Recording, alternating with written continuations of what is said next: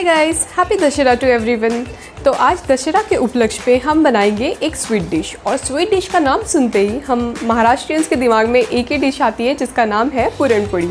और पुरणपोळी का नाम सुनते ही मेरे दिमाग में आता है मेरी मम्मी के हाथ की स्पेशल और बहुत ही टेस्टी रेसिपी पुरणपोळी की। तो आज मैं वही रेसिपी आपके साथ शेयर करने जा रही हूँ। अगर आपको ये रेसिपी पसंद आती है तो इसे प्लीज़ लाइक करें, शेयर करें अपने फैमिली एंड फ्रेंड्स के साथ, और कोरिएंडर लीफ को सब्सक्राइब करें और बेल आइकन को दबाना बिल्कुल भी ना भूलें। तो चलिए फिर शुरू करते हैं। पूरनपोळी बनाने के लिए यहाँ पे हमें दो मेन इंग्रेडिएंट्स की ज़रूरत है। तो पहला जो है हमारा वो है चने की दाल, और दूसरा जो है शुगर। तो आपको चने की दाल यहाँ पे लेना है 1 कटोरी, और उसी के बराबर आपको लेना है 1 कटोरी शुगर। तो यहाँ पे दाल मैंने अच्छे से धो ली है, और यहाँ पे आप एक कुकर का डिब्बा ले लीजिए और इसमें दाल को डाल दीजिए।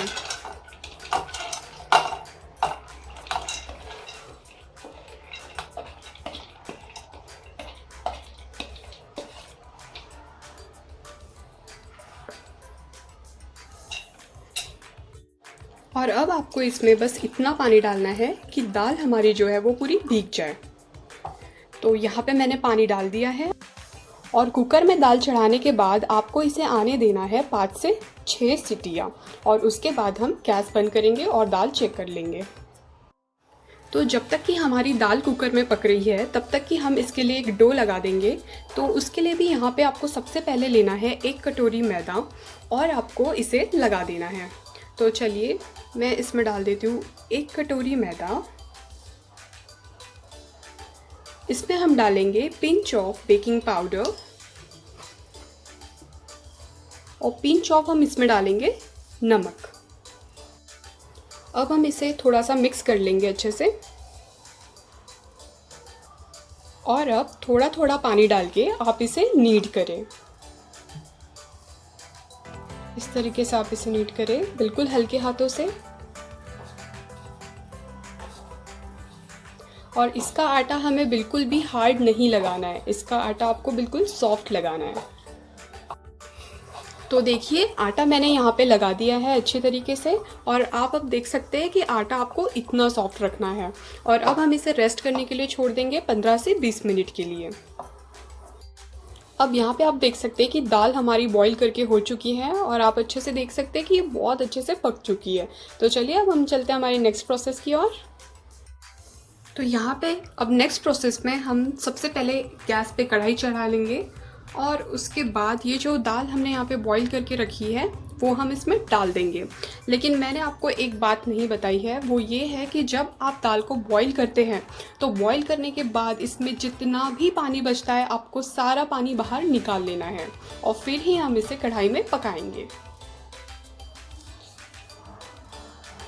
तो चलिए दाल पूरी मैं कढ़ाई में डाल देती हूँ।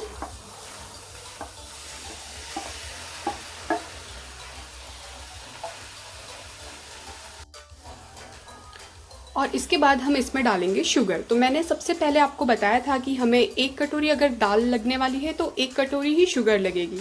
तो अब इस शुगर को भी मैं इस दाल में डाल देती हूँ। मिला लेंगे हम इसे अच्छे से।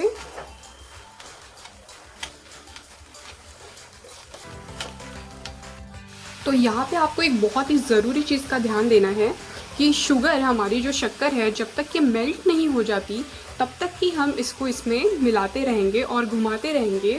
और आपको ध्यान ये देना है कि दाल हमारी बिल्कुल भी नीचे नहीं लगनी चाहिए। इसी के साथ मैंने यहाँ पे लिया है इलायची पाउडर। 4-5 इलायची को मैंने इसमें क्रश करके ले लिया है, और अब मैं इसे भी इसमें मिला देती हूँ। तो इलायची पाउडर इसमें मिलाने के बाद बहुत ही अच्छी खुशबू इसकी आ रही है अब। तो यहाँ पे जो आप देख रहे हैं कि शुगर अभी पूरी तरीके से मेल्ट हो चुकी है। तो ये जो पानी शुगर का हुआ है ये जब तक कि सोख नहीं जाता पूरी तरीके से, आपको तब तक कि इसे घुमाते रहना है और मिलाते रहना है। तो यहाँ पे आप देख सकते हैं कि जितना भी पूरा पानी था हमारा दाल में, जो शक्कर का जो पानी हुआ था वो सारा ही अभी एब्जॉर्ब हो चुका है। और आपको ये पूरी प्रोसेस करनी है हाई फ्लेम पे। हाई फ्लेम पे आप तब तक घुमाएंगे जब तक कि इसका पानी एब्जॉर्ब हो जाता है, और उसके बाद 5 मिनट के लिए आप इसे घुमाएंगे लो फ्लेम पे, और उसके बाद हम गैस बंद कर देंगे। तो अब सारी ही दाल मैंने पूरन यंत्र में डाल दी है। पूरन यंत्र आपको आसानी से मार्केट में मिल जाएगा। तो अब आपको इसे बस ऐसे गोल गोल घुमाते जाना है।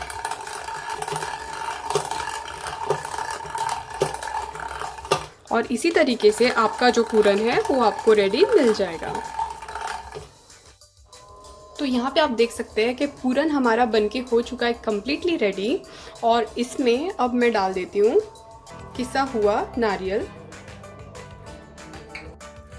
तो इसे आप अब अच्छे से मिला लीजिए, अच्छे से मिक्स कर लेंगे हम इसे।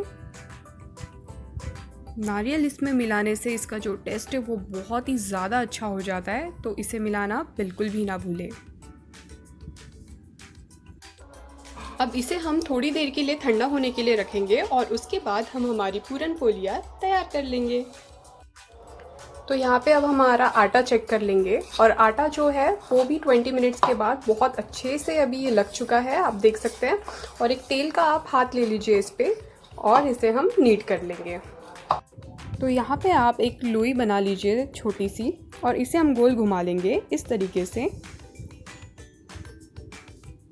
और अब हम मैदे में से इसे रोल करके निकालेंगे और इसकी आपको एक छोटी सी रोटी तैयार कर लेनी है बेल के। इस तरीके से आप इसे बेल लीजिए।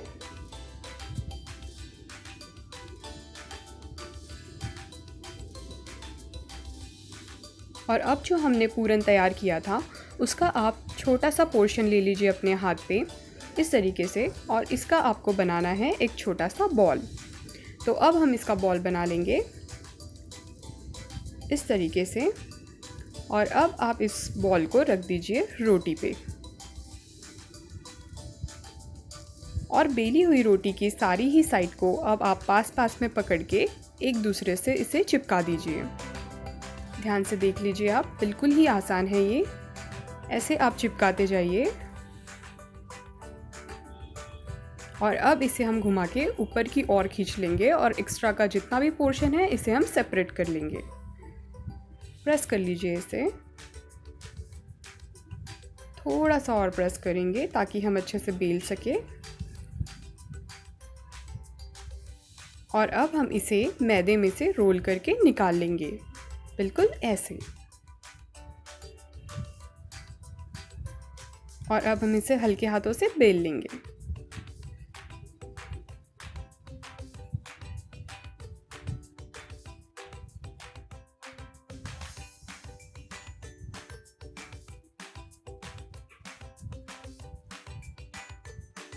अब आप गैस पे एक पैन को गरम कर लीजिए और 1 चम्मच इस पर डाल दीजिए देसी घी।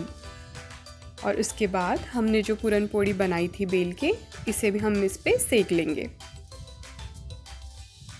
तो एक साइड से आपको इसे सेकना है 2 से 3 मिनट के लिए। और फिर उसके बाद हम पलट के इसे फिर से 2 से 3 मिनट के लिए सेक लेंगे। तो अब मैं साइड पे इसके लगा दे रही हूँ घी, ताकि इसकी साइड्स भी जो है वो अच्छे से पक जाए। तो यहाँ मैंने घी लगा लिया है और अब हम इसे दूसरी साइड पे पलट देंगे। तो ऐसे आप पलट दें और देखिए ये पक चुकी है एक साइड पे। तो अब दूसरी साइड पे भी आप इसे 2 से 3 मिनट के लिए पका लें।